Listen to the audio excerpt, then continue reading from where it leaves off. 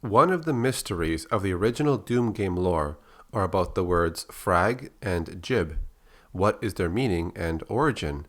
This video will cover those two topics alongside the origin of the name id Software.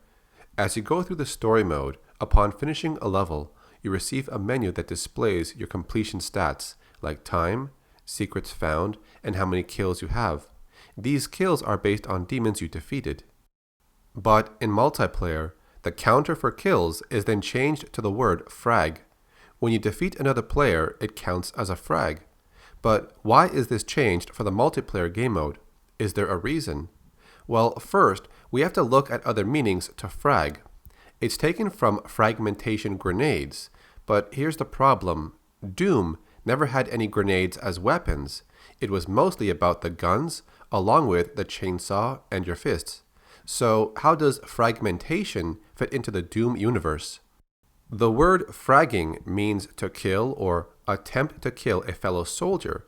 This was most common during the Vietnam War. When some soldiers of a platoon were led by their commanding officer, like a platoon sergeant or lieutenant, some leaders would use very aggressive and risky tactics to win a battle. They would use their men's lives just for their own victory and accolades. For some leaders, it was better for them to return with some sort of accomplishment instead of nothing, but at the cost of their men's lives. Aside from that, there were even cases where harassment by their superiors would end up with the men turning on their leaders. Most of these incidents occurred within the Army and Marine Corps. It was very rare to hear about this in the Navy or the Air Force. When this did happen, it was mostly linked to support-based units and very few times from soldiers in combat. Because the war was perceived as lost, some soldiers were reluctant to continue fighting for something they could not win, but they were sometimes pushed to do so by their superiors.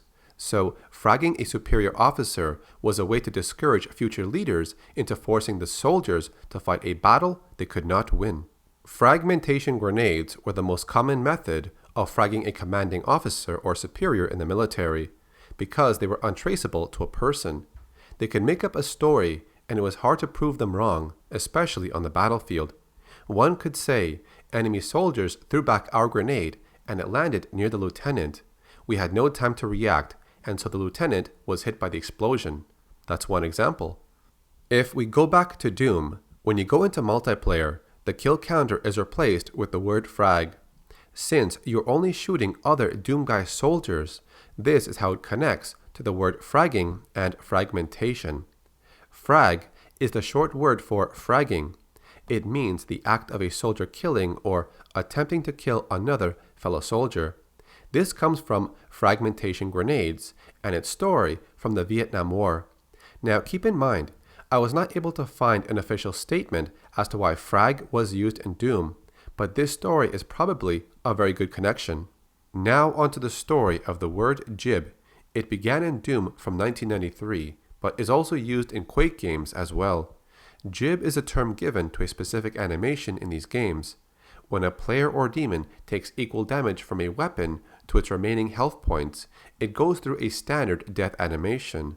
But when the damage of a weapon exceeds the remaining health points by a large threshold, the target goes through a special animation. Chunks of its flesh, organs, and bone fall apart. The rocket launcher and BFG cause this gib animation to occur more frequently, but not all enemies in Doom have this animation created for them. Other forms of gibbing can occur from crushing pillars or doors closing on a target, which results in a pool of blood.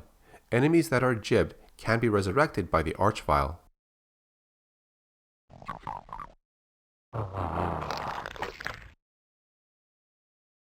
And although the Cyber Demon only has one death animation, it resembles what looks like a gib animation. It explodes in a bloody pulp. This animation will always play, regardless of the weapon used. Doom 3 also had a feature of gibbing, but this occurred with the lower class of enemies. The shotgun would be the ideal weapon to cause this animation, but you can also shoot bodies on the floor for the same effect.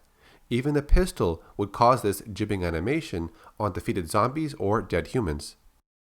Other games like Heretic and Hexen would also use this feature, But again, only some enemies were given these animations, and only certain weapons would cause this effect of jibbing. So where does the word jib come from? Well, according to an article on Structure Too Big about Adrian Carmack, who is an artist at id Software, he was credited in using this term for Doom. Jib is short for giblet, and giblets are guts of a chicken. I first heard a friend of mine use the term. Once I started working at id, I would call the guts I drew jibs. However, this article also says that the name given to this animation was previously created by John Romero. I am pretty sure that Romero was the inventor of the word, and I know for a fact that he and everyone else at id pronounces it jib, not gib. So Romero created the original name for these animations, but Adrian was the one who convinced them to call it gib.